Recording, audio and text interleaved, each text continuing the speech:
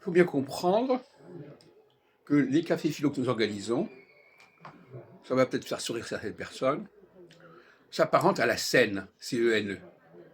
C'est-à-dire, dans la scène, les disciples de Jésus sont installés autour de tables. Et bien dans les cafés philo McDo, on est autour de tables. Et il y a quand même un élément central qui active l'ensemble. Donc là, on retrouve des scènes emblématiques en quelque sorte. Mais d'une manière générale, on a un modèle Jésus, un modèle Joseph, un modèle Moïse, qui sont des modèles où il y a un personnage central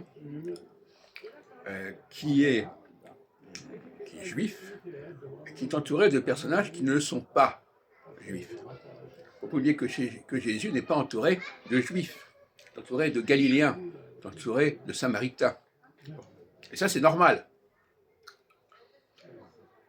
Et il faut bien reconnaître que quand des juifs se regroupent autour d'un juif, il y a quelque chose qui ne va pas. Alors, soit ce sont des gens qui ne sont pas juifs, qui sont juifs de papier, si on peut dire,